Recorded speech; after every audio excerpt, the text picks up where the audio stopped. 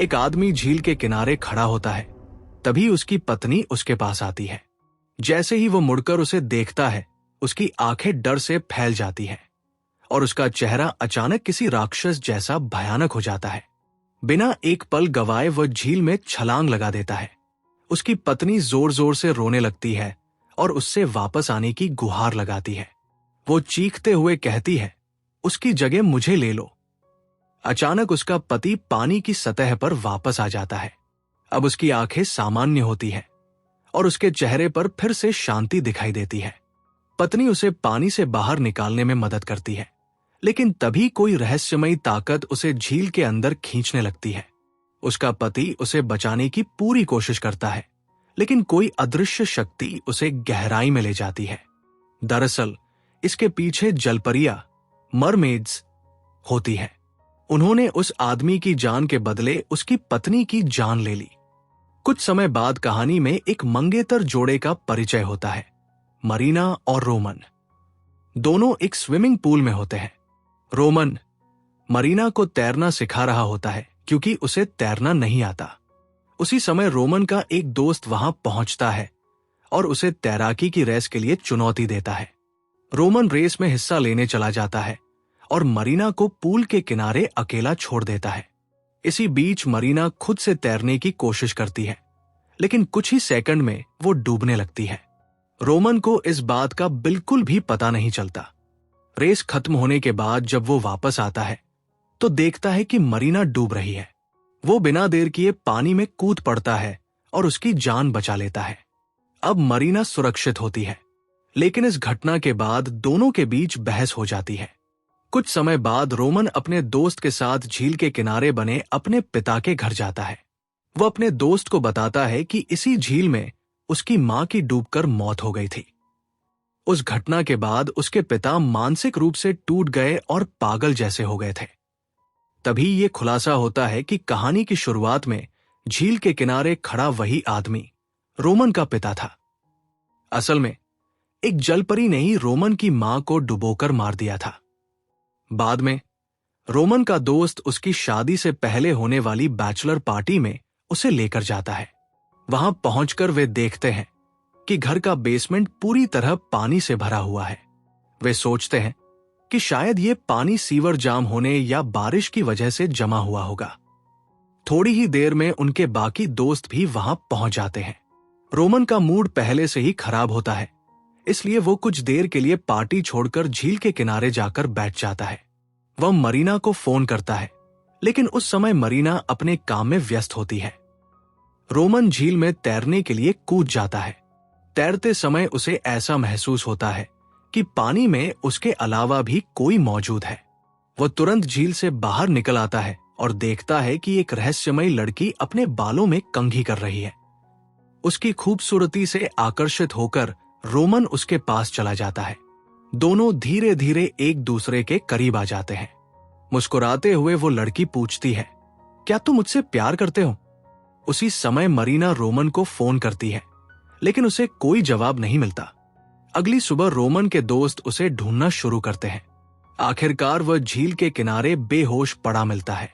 होश में आने के बाद रोमन सबसे पहले उसी रहस्यमय लड़की के बारे में पूछता है।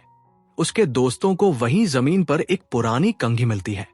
बाद में मरीना को वही कंघी रोमन के कपड़ों में मिलती है। इस घटना के बाद रोमन मानसिक रूप से बेहद परेशान रहने लगता है, जिसकी वजह से उसकी ट्रेनिंग भी खराब होने लगती है। उसका कोच उसे सलाह देता है कि उसे और ज्यादा अभ्यास करने की जरूरत है। कुछ समय बाद जब रोमन नहा रहा होता है, तभी उसके साथ फिर एक अजीब घटना होती है। उसे अपने पीछे वही रहस्यमयी लड़की दिखाई देती है। वो फिर मुस्कुराकर पूछती है, क्या तुम मुझसे प्यार करते हो? रोमन घबराकर पीछे मुड़ता है, लेकिन वहां कोई नहीं होता। अब घर लौटने के बाद भी उसका डर कम नहीं होता। उसे तेज बुखार हो जाता है।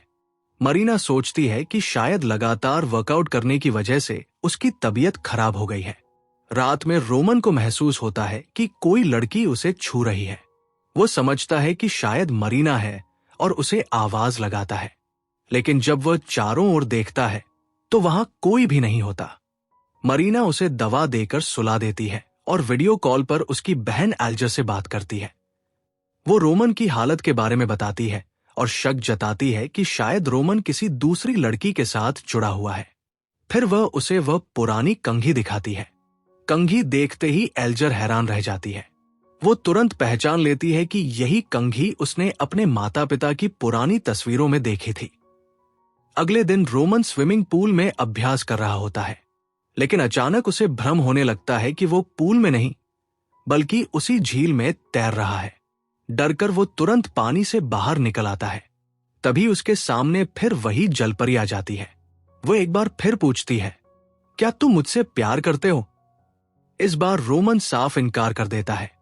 इतना सुनते ही जलपरी एक भयानक चीख मारती है और उसी पल रोमन पूल के किनारे बेहोश होकर गिर पड़ता है।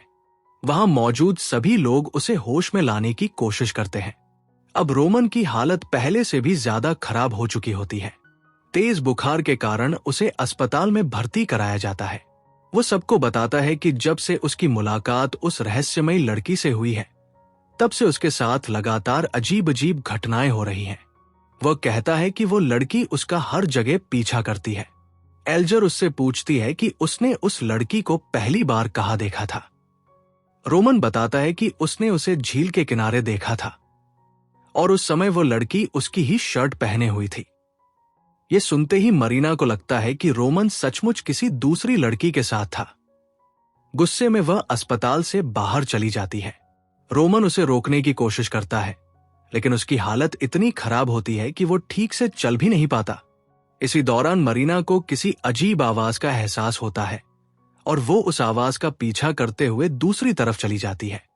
रोमन भी उसके पीछे पीछे एक कमरे तक पहुंचता है, लेकिन वहां पहुंचते ही उसके सामने फिर वही जलपरी आ जाती है।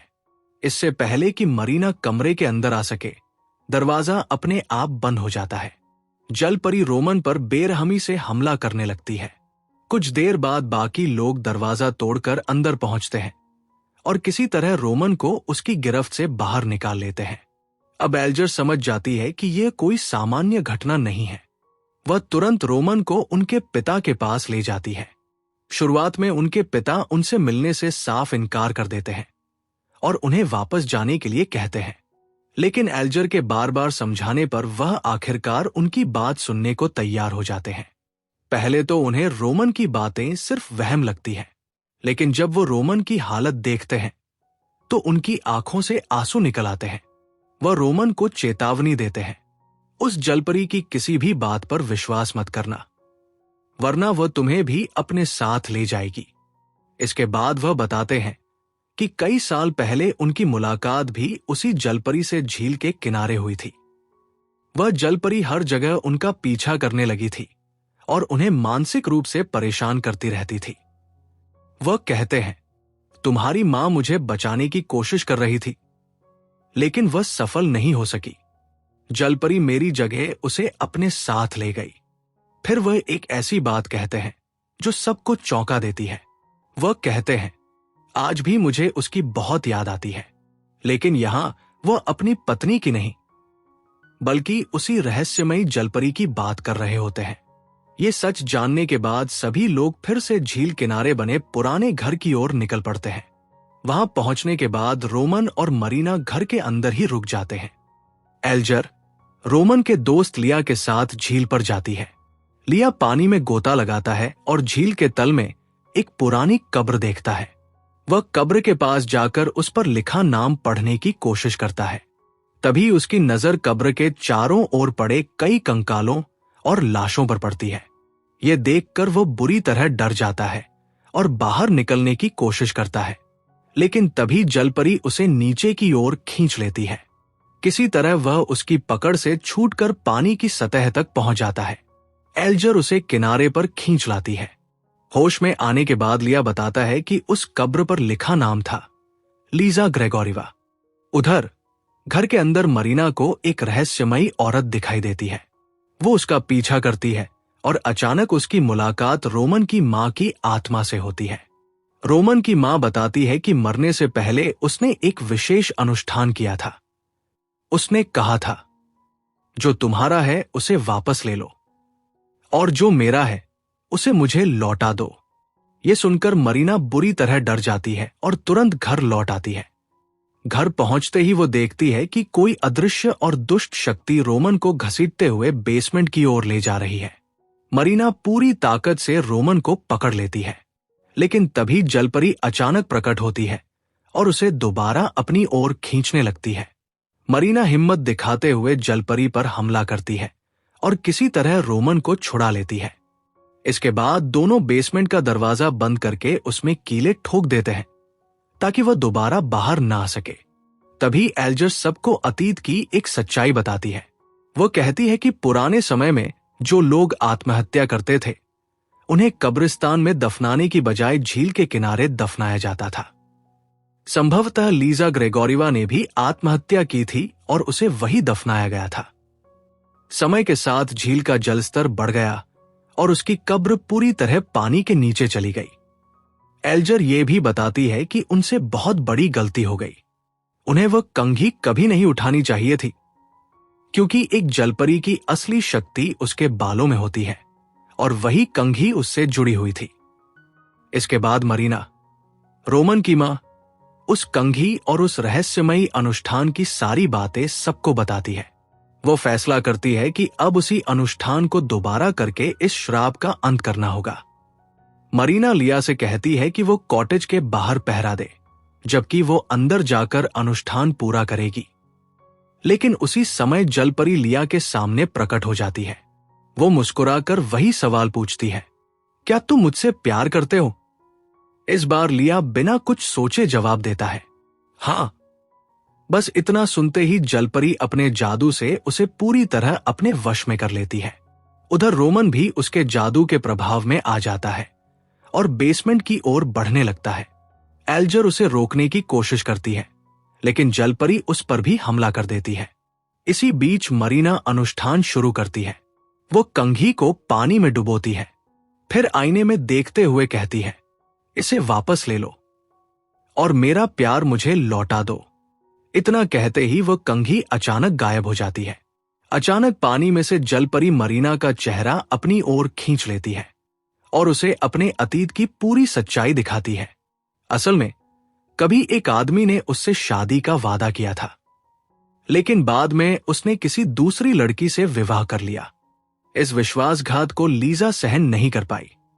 उसने गुस्से में उस आदमी और उसकी पत्नी दोनों की हत्या कर दी और फिर खुद भी झील में डूबकर आत्महत्या कर ली। मौत के बाद उसकी आत्मा एक भयानक जलपरी बन गई। तब से वो इसी झील में रहने लगी और अपने प्रेम के जाल में फंसाकर न जाने कितने पुरुषों को मौत के घाट उतार चुकी थी। उधर रोमन को अचानक होश आ जाता है। वह तुरंत बेसमेंट से भागकर कॉटेज की ओर दौड़ता है। वहां पहुंचकर वह देखता है कि लिया अब भी जलपरी के जादू में फंसा हुआ है। जब वो कॉटेज के अंदर प्रवेश करता है तो उसके सामने एक नहीं बल्कि मरीना जैसी दिखने वाली कई जलपरियां खड़ी होती हैं। वे सभी एक साथ पूछती हैं, क्या तुम मुझसे प्यार करते हो? लेकिन इस बार रोमन धोखा नहीं खाता। वो असली मरीना को पहचान लेता है और पूरे दिल से कहता है कि वो उसी से प्यार करता है। उसके इतना कहते ही जलपरी का जादू टूट जाता है। अगली सुबह सब कुछ सामान्य दिखाई देता है, लेकिन लिया अब भी पूरी तरह सम्मोहित होता है। वह अकेले ही बेसमेंट की ओर चला जाता है। रोमन उसके पीछे दौड़ता है। तभी जलपरी लिया को अपने साथ खींच लेती है। रोमन उसे बचाने की कोशिश करता है, लेकिन जलपरी उस पर भी हमला कर देती है। वह गुस्से में कहती है, मैं तुमसे तुम्हारी हर चीज छीन लूंगी। उसी समय मरीना और एल्जर वहां पहुंच जाती है।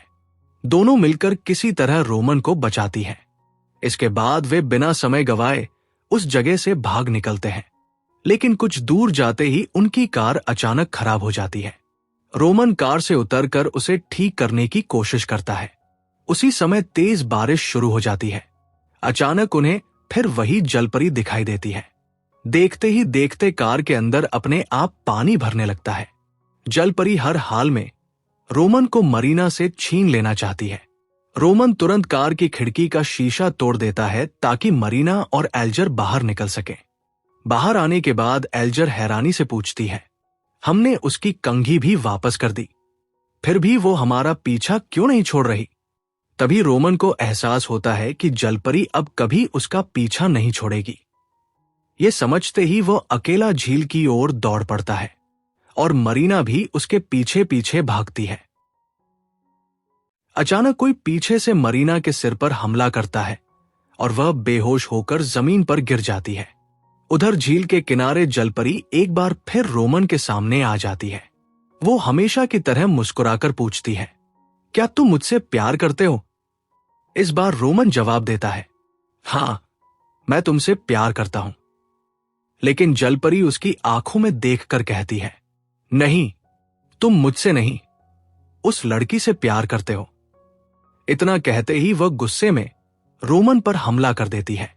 इसी बीच एल्जर एक भयानक फैसला ले चुकी होती है। वह एक रहस्यमयी अनुष्ठान के तहत मरीना की बलि देने की तैयारी कर रही होती है।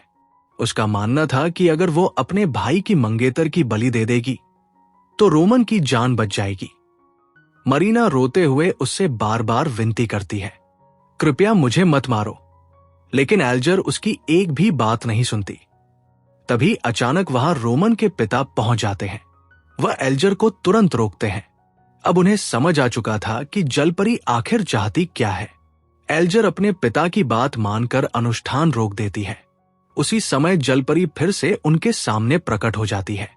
रोमन के पिता उसके सामने खड़े होकर कहते हैं, इन सबको छोड़ दो, मेरी जान ले लो। फिर वह स्वीकार करते हैं कि वह आज भी उससे प्यार करते हैं। ये सुनते ही जलपरी उन पर हमला करती है और उन्हें अपने साथ झील की गहराइयों में ले जाती है। उसी दौरान एल्जर हिम्मत दिखाकर जलपरी के बालों को कसकर पकड़ लेती है। इससे मरीना को मौका मिल जाता है। वह तुरंत कैंची उठाकर जलपरी के लंबे बाल काटने लगती है। असल में जलपरी की सारी शक्ति उसके बालों में ही छिपी होती है। जैसे जैसे उसके बाल कटते जाते हैं वैसे वैसे उसकी ताकत भी खत्म होने लगती है। लेकिन आखिरी कोशिश में जलपरी अचानक एल्जर पर हमला कर देती है और उसे भी अपने साथ पानी की गहराई में खींच ले जाती है। मरीना चाहकर भी न तो एल्जर को बचा पाती है और न ही रोमन के पिता को। अब उसके सामने सिर्फ एक ही लक्ष्य होता है, किसी भी कीमत पर रोमन को बचाना। वह दौड़ती हुई झील के किनारे पहुंचती है। वहां रोमन बेहोश पड़ा होता है। मरीना उसे बताती है, जलपरी की असली ताकत कंघी में नहीं, उसके बालों में है। इतना कहते ही रोमन फिर से बेहोश हो जाता है। अब मरीना बिना डरे झील में छलांग लगा देती है। पानी के अंदर जलपरी उस पर हमला करती है, लेकिन इस बार मरीना पूरी तैयारी के साथ आई होती है। संघर्ष के दौरान वह किसी तरह कैंची से जलपरी के बाल काट देती है। जैसे ही उसके बाल कटते हैं उसकी सारी शक्तियां खत्म होने लगती हैं। उसी क्षण बाहर रोमन को भी होश आ जाता है। थोड़ी देर बाद मरीना उसके पास आती है और दोनों एक दूसरे को गले लगा लेते हैं। फिर मरीना मुस्कुराकर वही सवाल पूछती है, क्या तुम मुझसे प्यार करते हो? लेकिन रोमन को अचानक शक होता है। उसे याद आता है कि जलपरी भी हमेशा यही सवाल पूछती थी। बिना देर किए वह कैंची उठाकर मरीना के बाल काट देता है। तभी सच्चाई सामने आ जाती है। वह असली मरीना नहीं, बल्कि उसका रूप धारण किए हुई वही जलपरी थी। बाल कटते ही उसकी बची हुई सारी शक्तियां भी समाप्त हो जाती हैं। रोमन तुरंत झील में छलांग लगाता है और पानी के अंदर से बेहोश पड़ी असली मरीना को बाहर निकाल लाता है। कुछ ही देर बाद मरीना को होश आ जाता है। आखिरकार दोनों का सच्चा प्यार इस भयानक श्राप और जलपरी की ताकत पर भारी पड़ता है। जलपरी हमेशा के लिए हार जाती है। इसी के साथ इस रोमांचक और रहस्यमयी फिल्म की कहानी यही समाप्त होती है।